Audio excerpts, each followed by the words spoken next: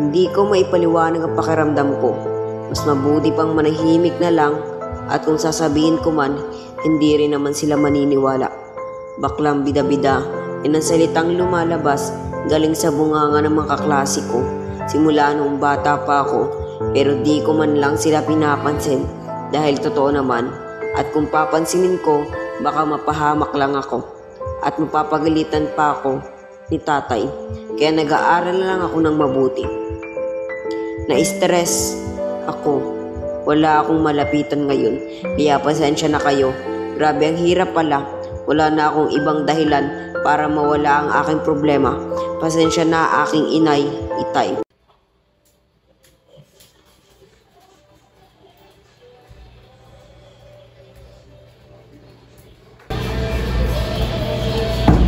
Kuray, gising na, may pasok ka pa.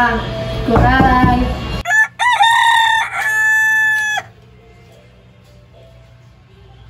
Opo, nababa na po.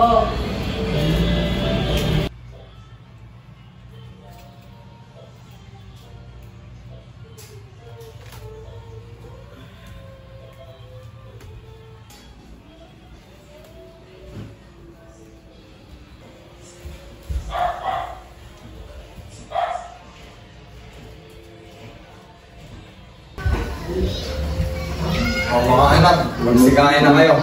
Sasabay ko kayo mamaya pagpasok niyo. Bilisan niya kumain para makasabay ko kayo sa tayo.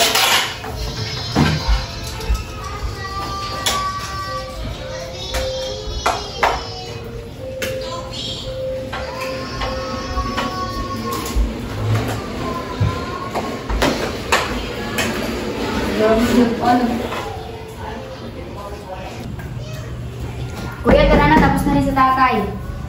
Oo, sunod na ako.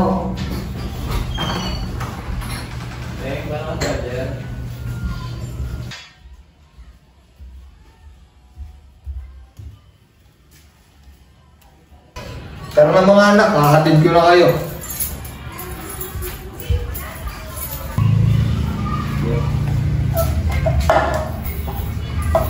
Ingat kayo. Uy, dito ka muna. Hintayin makabalik si tatay para may kasama si nanay. Sige.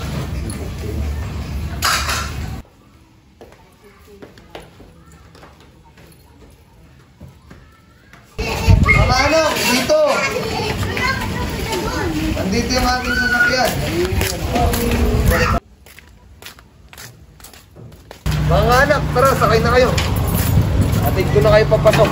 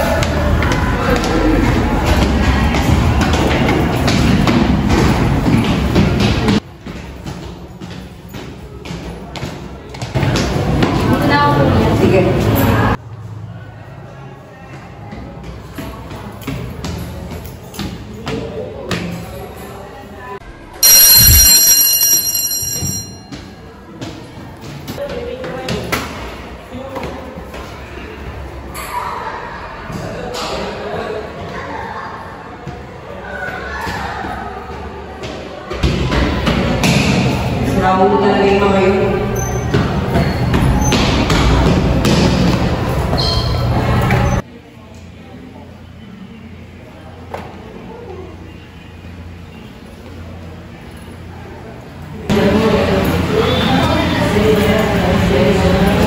Ay, kuray.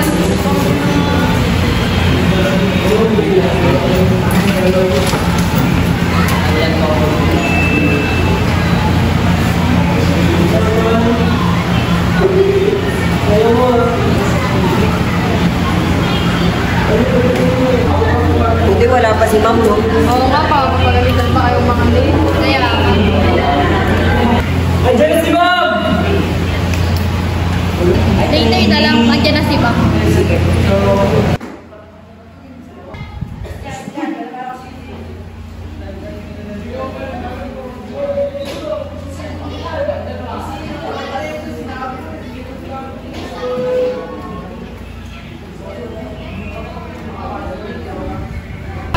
Good morning, class. Stand up. Let us pray.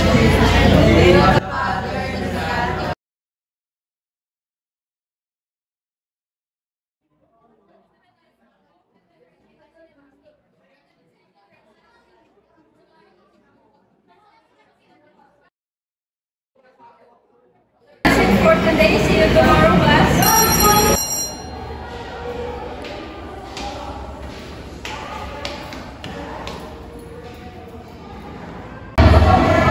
Dari kakalina ka dyan. Hindi naman po yan.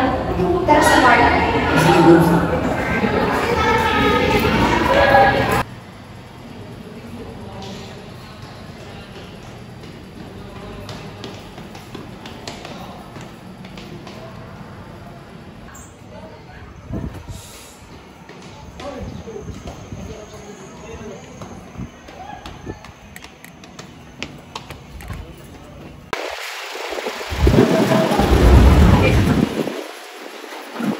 Ano ba? Ulan ka ba?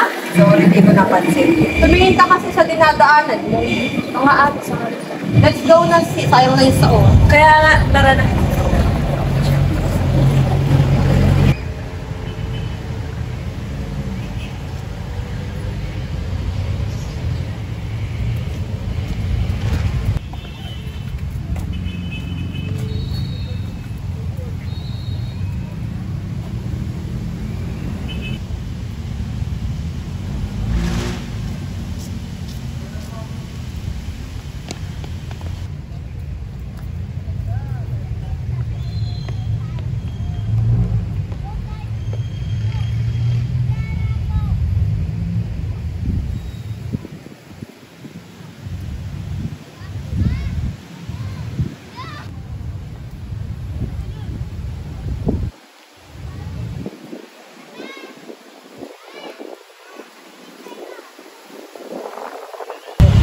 Kuya, kakasi mo ba yung magaling? Yung nakabangga na? Oo. Bakit ang taray nila sa'yo? Ewan ko nga eh.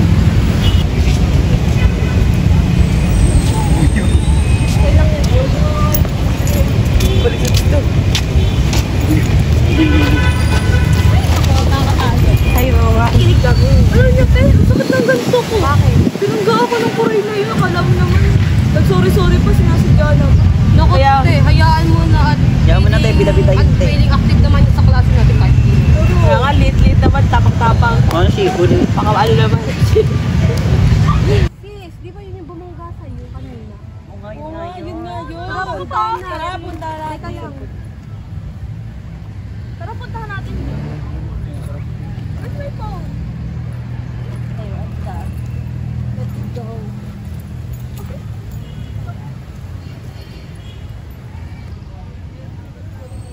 Hoy, bakang bida-bida. O bakit? Anong sinasabi mong bida-bida? Oh, bakit? Totoo naman ah. Hihili ka pa dyan? Hindi pwedeng ginaganon lang ako. Wala naman akong ginagawang masama. Anong wala? Masyado kang bida-bida binanggaw pa ako kanina. Sorry nga, hindi ko naman sinasadya. Bakit? Ano bang gusto mo mangyari? Bakit? Bakit ako tinulak? Akala niyo ata hindi ko kayo papatulan ah. Kuya, tama na. Baka magalit si tatay pag nalaman na ikipag-away ka. Hindi, sumusobra na kasi sila. Tara na, umuwi na tayo. Hoy, kinakausap ka pa namin oh. Hoy, ano? Rosie, tayo mo yan! Yes, sir! Bakit? Kanina Yeah. ka pa.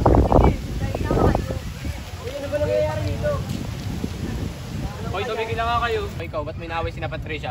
Para sabihin ko sa'yo, hindi ako yung nauna. Anong hindi? Ibinanggama nga si Ann. Tara nga, kaya mo na yan.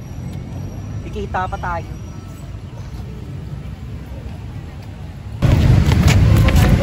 Ay, naku kuya, pag nakita yung sugat mo sa mukha ni tatay, ano naman tayo? Hayaan mo, pinagtanggol ko lang naman yung sarili ko.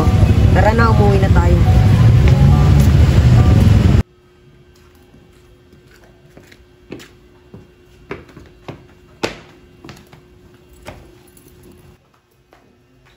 pala kayo. Kumain na kayo ah. Opo, dito. Kukuray, ano nangyari sa mukha mo?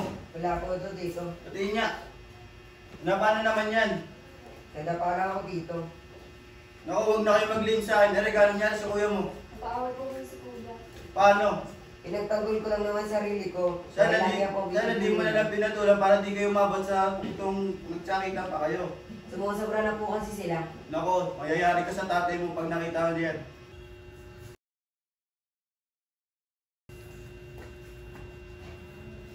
Oh, mga anak, andyan na pala kayo. Kumain na ba kayo? Opo, tay. Kumain na, ba't parang lulungkot nyo? Oh, ano yun nasa mukha mo? Wala po ito, tay. Magsabi ka ng totoo. Wala nga po ito, tay. Natututo ka ng magsinungaling na bata ka, ha? Kasi tay, napaaway ko si kuya. Oh, saan? Kasi tay, binumulat, inaaway ko si kuya sa klase niya. Hindi ko kayo tinulungan ng ganan. Pinagtanggol ko lang po ang sarili ko. Lumayas kayo dito. Sorry po, tay. Hindi na po mauulit. Doon kayo sa tito nyo.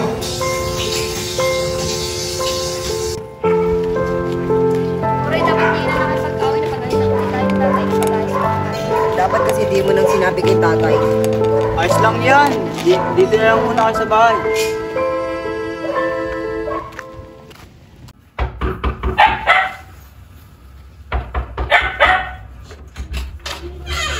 O, ba't nandito kayo?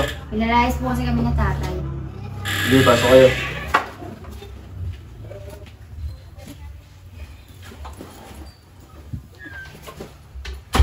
Ano ba nangyari? Nalaman na po kasi ata rin tito ang nangyari kay Kuray, kaya po sila pinalayas. Yun na kasi sinasabi eh. Sige, dito na muna kayo hanggat mainit pa ang ulo ng tatay nyo. Salamat po, to. Kuya, tara siwod. Kailan? Bukas ng gabi. Ano naman gagawin natin doon? Magpapahangin lang para mabawasan yung stress mo at huwag mo nang isipin yung mga kaklase mo. Sige, bago yan, pahinga na muna tayo.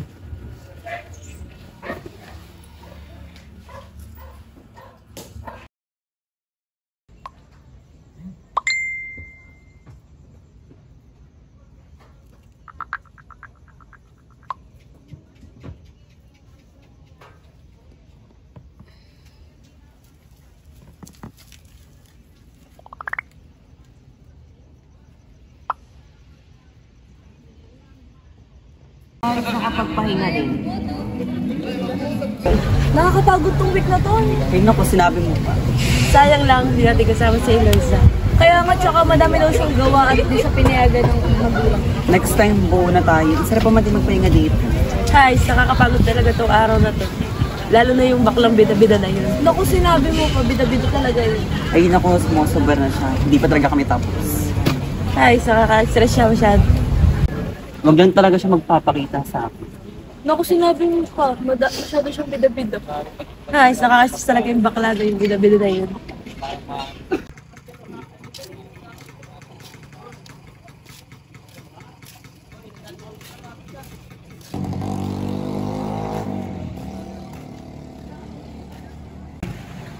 Alam niyo ba, parang napansin yung bakla rin. Kaya nga, sino ba yung nakatangga sa akin? Oo.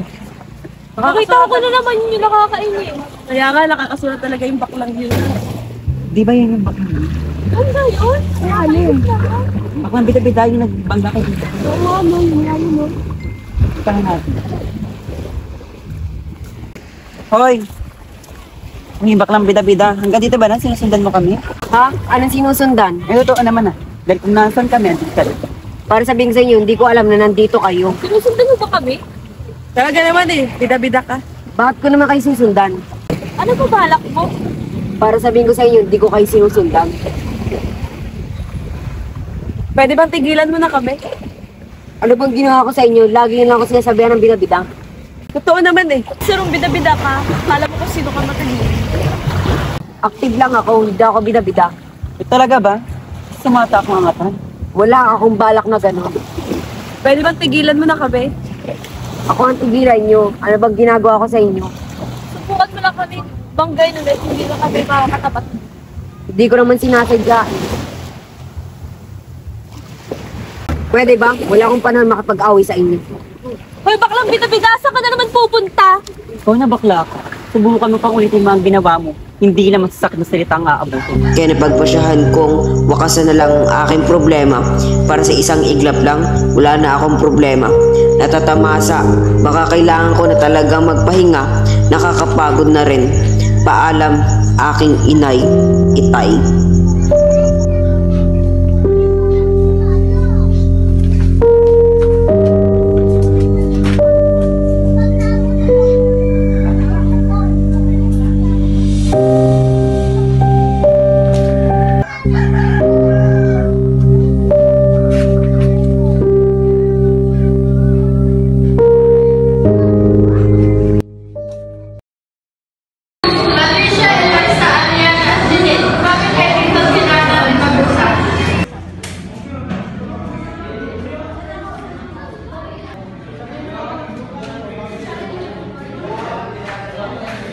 Yes po, ma'am.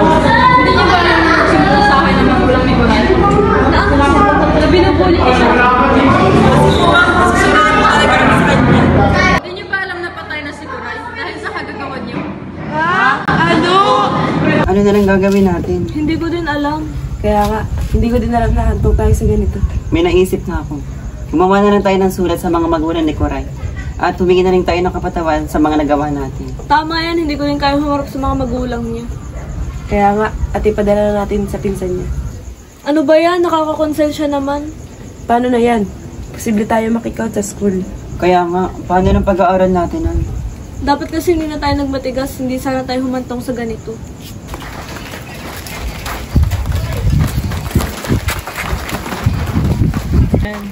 Dito may nagpapadala daw po ng sulat galing daw po sa mga klase ni Coray. Ano to? Gawa pa nila magpadala ng sulat matapos ang ginawa nila kay Kuray?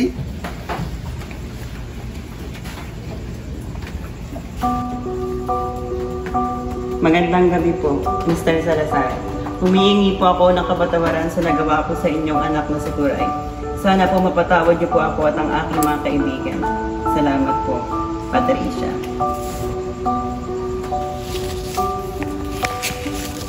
Magandang gabi po, Mr. Salazar. Ako po si Aliana. Humihingi po ako ng tawad sa nagawa ko po sa anak niyo. Nakokonsensya po ako sa ginawa niyo. Humihingi ng tawad, Aliana.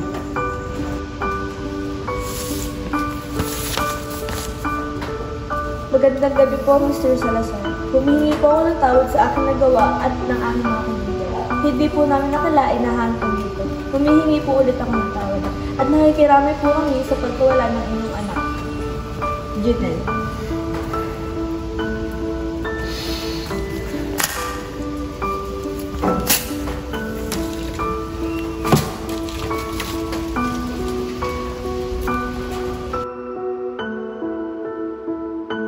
Pang-aapi o pambubuli sa tao ay maaari magdulot ng matinding epekto sa mental, emotional at pisikal na kapakanan ng mga biktima.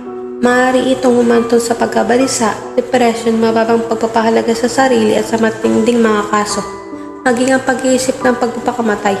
Kaya dapat natin itong iwasan upang hindi tayo makaperwisyo ng iba dahil hindi mo alam kung paano nila kinikimkim ang mga salitang binibitawan mo na maaari makaapekto sa pang-araw-araw nilang gawain.